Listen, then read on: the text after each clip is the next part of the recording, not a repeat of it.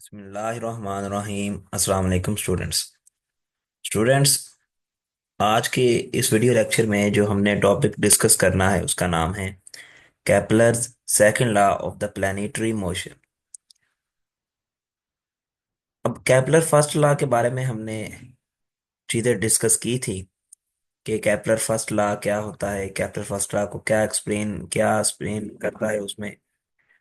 आज हमने Kepler second law के बारे में डिस्कस करना है कि केपलर सेकंड लॉ हमें क्या बताता है। बेसिकली कैपलर सेकंड लॉ हमें ये बताता है कि हमारे पास जो प्लैनेट्स की स्पीड है वो हमेशा एक जैसी नहीं रहती।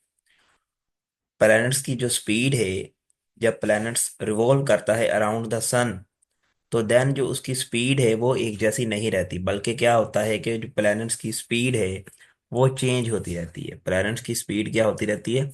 चेंज होती रहती है। आपने देखें, इस डायग्राम में देखें, ठीक है। जब भी प्लैनेट्स रिवॉल्व करता है तो अर्थ अगर देखें तो 365 डेज में, ठीक है, ये अपना एक चक्कर मुकम्मल करती है। इसी तरह वेनस 225 डेज में करता है, मार्स 687 डेज में करता है, एंड मरकरी 88 डेज में करता है। तो प्लैनेट्स सन से जितना ज्यादा, एक नंबर एक बात कि प्लैनेट की स्पीड एक जैसी नहीं रहती, और दूसरा ये कि जितना ज्यादा दूर होता जाएगा उसकी जो स्पीड है वो उतनी ज्यादा कम होती जाएगी। प्लैनेट सन से जितना ज्यादा दूर होता जाएगा उतनी स्पीड उसकी क्या होती जाएगी? कम होती जाएगी। अब हम इसके बारे में पढ़ते हैं। सबसे पहले इसकी डेफिनेशन देख लेते हैं केपलर सेकंड लॉ की। The areal velocity of the planets remains constant. यकीनन ये लाइन समझ नहीं आई होगी, लेकिन खैर हम इसको डिटेल के साथ पढ़ते हैं। The areal velocity of the planets remains the constant. अब क्वेश्चन ये है कि द एरियल वेलोसिटी क्या होती है। एरियल वेलोसिटी हम आगे जाके डिस्कस करेंगे कि वो क्या होती है, लेकिन आप ये समझ लें कि एरियल जो वेलोसिटी वो रिमेन्स कांस्टेंट रहेगी, यानी कि एरियल वेलोसिटी चेंज नहीं होगी। अभी हमने कहा कि उसकी जो स्पीड एक जैसी नहीं रहती, इसका मतलब है कि वेलोसिटी एक जैसी नहीं रहती। तो ये लेकिन यहाँ पर हम कह रहे हैं कि वेलोसिटी कांस्टेंट रहनी चाहिए, लेकिन ये हम एरियल वेलोसिटी की बात कर रहे हैं। एरियल वेलोसिटी कांस्टेंट रहनी चाहिए, कांस्टेंट होनी चाहिए, जबकि जो दूसरी वेलोसिटी है, सिंपल जो प्लैनेट की स्पीड है, वो कांस्टेंट नहीं होनी चाहिए। अब एरियल वेलोसिटी को हम जरा देख लेते हैं। What is the areal velocity? This is the areal velocity. The rate of change of area is called areal velocity. The rate of change of area is called areal velocity. जो अकेली velocity होती है वो होती है rate of change of displacement, यानी कि यहाँ पे D S by D T आता है, लेकिन यहाँ पर D A by D T which is equal to the areal velocity, और ये कांस्टेंट रहनी चाहिए। ये क्या रहनी चाहिए? कांस्टेंट रहनी चाहिए। अब एक और इसकी डेफिनेशन है, बुक्स में लिखी होती है, वो ये है: a line segment joining a planet and the sun swaps out equal areas during equal interval of the time। यानी कि लाइन सेगमेंट, आप कह लें कि जो प्लैनेट्स, आप कह लें प्लैनेट और सन के दरमियान, ठीक है, अगर हम एक लाइन सेगमेंट बनाएं और ये क्या हो कि सन वो क्या करे, इक्वल एरिया स्वेप्ट करे इक्वल इंटरवल ऑफ टाइम्स में। इसको जरा डिटेल के साथ पढ़ते हैं, देखें। इसका मतलब है the area from one time to another time is equal to the area another area with the same time interval. यानी कि अगर देखें एक टाइम इंटरवल यहाँ पे प्लैनेट्स मूव किया है, ए से लेकर बी तक, T1 से T2 तक आप कह लें कि मूव किया है, तो उसने जो जितना एरिया कवर किया है, सपोज करें कि ये 1 सेकंड में इतना प्लैनेट ने मूव किया है। इसी तरह जो यहाँ पर जो T3 से T4 है, इसमें भी टाइम जो है एक एक सेकंड ही है। तो जो एरिया, इसका जो एरिया होगा वो इक्वल होगा इसके एरिया के। यानी कि A1 is equal to the area A2। Similarly आप देखें, ये सन है, यहाँ पर प्लैनेट्स हैं, ये ब्लू शेड्स में हैं, कुछ येलो शेड्स में हैं, ये देखें और ये एक और शेड्स है, ब्राउन सा शेड्स है। देखें तो ये सारे शेड्स में जो भी एरिया होगा वो सबका क्या होगा? इक्वल होगा। एरिया सबका क्या होगा? इक्वल होगा। ठीक है, आई होप आपको समझ आ गई होगी। यानी कि जो area from one time to another time is equal to the another area with the same time interval. अब हमारे पास एक्सेलरेशन ऑफ द प्लैनेट्स। मैंने आपको पहले ही बताया था कि जो प्लैनेट्स की स्पीड है वो एक जैसी नहीं रहती। प्लैनेट की स्पीड चेंज होती रहती है। Planets move faster when closest to the sun. यानी कि प्लैनेट्स फास्ट मूव करेंगे जब सन के करीब आ जाएंगे। और इस पोजीशन को जब सन के बहुत ज्यादा करीब आ जाते हैं, इस पोजीशन को हम कहते हैं पेरिफिलियन पोजीशंस कहते हैं। Similarly planets move slower when farther from the sun. यानी कि जैसे जैसे सन के दूर होते जाएंगे उनकी जो स्पीड है वो स्लो होती जाएगी। आप कह लें कि उसकी जो स्पीड है मूव करने की, रोटेट करने की, वो क्या होती जाएगी, कम हो जाएगी। ठीक है। अब फार्मूला हमारे पास है dA/dt which is the areal velocity is equal to the constant. अब कांस्टेंट है तो कांस्टेंट की कोई ना कोई वैल्यू तो होगी। कांस्टेंट क्या है, वो कांस्टेंट की वैल्यू क्या है, L/2m।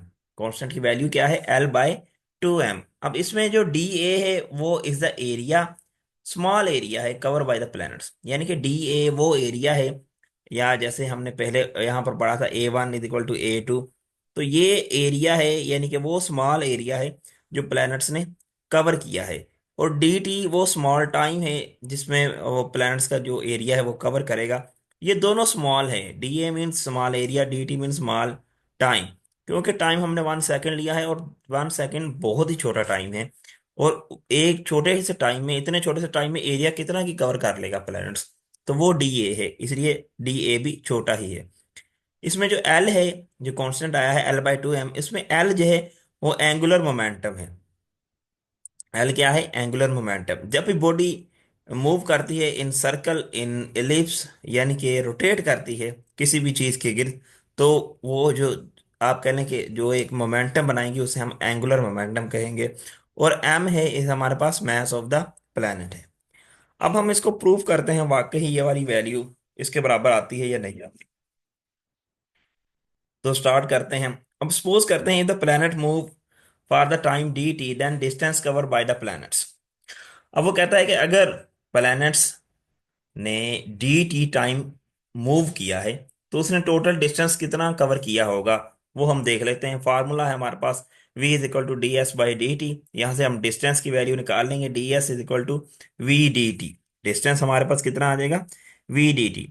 अब देखें, ये हमारे पास एक ट्राइंगल बन जाएगी। ये हमारे पास क्या बन जाएगी, एक ट्राइंगल। क्या चीज बनेगी, ये देखें। यहाँ पर आप इस ट्राइंगल को सपोज कर सकते हैं या इस ट्राइंगल को सपोज कर सकते हैं, जिसको मर्जी कर लें। आप हमने वैल्यूज को कैलकुलेट करना है, ठीक है। या आप कह लें कि यहाँ पर ये देखें, ये भी एक ट्राइंगल बन रही है, ठीक है।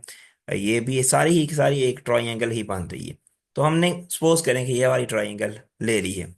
अब ये वाली जो ट्राइंगल ली है, तो आप कह लें कि जो उसका एरिया होगा वो किसके बराबर होगा। एरिया ऑफ ट्राइंगल का फार्मूला हमें पता है, वो होता है 1/2 into base multiply by height, into base multiply by height. अब इसमें जो बेस लिया है हमने वो आर लिया है। बेस की वैल्यू किसके बराबर ली है, आर के इक्वल ली है।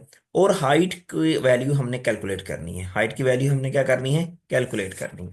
अब देखें ये सन है, सपोज करें ये सन है।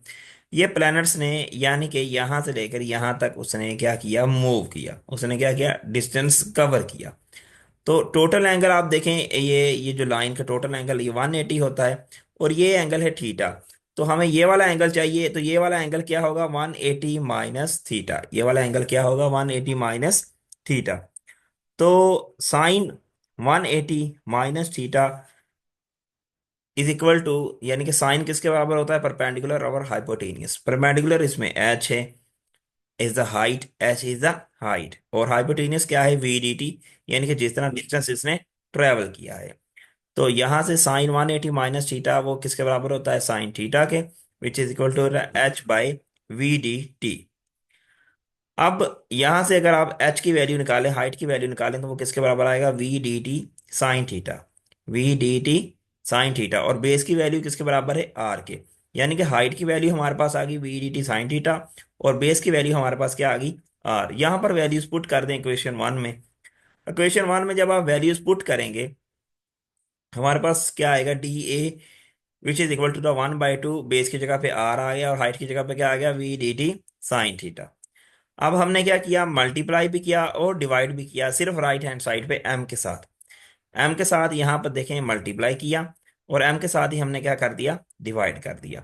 यहाँ पर क्या आ जाएगा हमारे पास, R M V sine theta into D T. अब जो हमारे पास R M V sine theta होता है, ये किसके बराबर होता है, एंगुलर मोमेंटम के।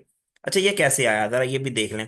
एंगुलर मोमेंटम एल होता है हमारे पास, एल किसके बराबर होता है, आर क्रॉस पी के। P is a linear momentum, P is equal to the mv, P is equal to the mv। Cross product खत्म करेंगे, साइन थीटा आ जाएगा हमारे पास, तो L किसके बराबर आ जाएगा, R M V sine theta. तो R M V sine theta की जगह पे हम क्या लिख सकते हैं, L लिख सकते हैं। ये डी टी वैसे ही साथ आ गया। अब देखें ये जो डी टी है, ये इधर मल्टीप्लाई हो रहा है, इधर जाके क्या हो जाएगा, डिवाइड। तो D A divided by D T equal to L by two M. यही हमने प्रूव करना था, और ये किसके बराबर है, कांस्टेंट के बराबर है। इसमें एल एंगुलर मोमेंटम है। जब भी बॉडी रोटेट करेगी इन एलिप्स, तो उसका जो टॉर्क होगा वो जीरो के बराबर होगा। टॉर्क किसके बराबर होगा, जीरो के बराबर होगा। जब टॉर्क जीरो के बराबर है, इसका मतलब है उसका एंगुलर मोमेंटम कांस्टेंट है, उसका एंगुलर मोमेंटम कांस्टेंट है। और मास तो बॉडी का वो कांस्टेंट ही होता है, प्लैनेट का मास वो कांस्टेंट ही होता है। तो D A divided by D T equal to L by two M, और ये क्या है, कांस्टेंट के इक्वल है। आई होप आपको ये लेक्चर समझ में आया होगा। मिलते हैं इंशाल्लाह नेक्स्ट सेक्शन में।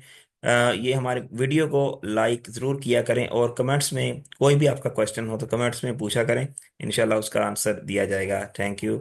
अल्लाह हाफिज़।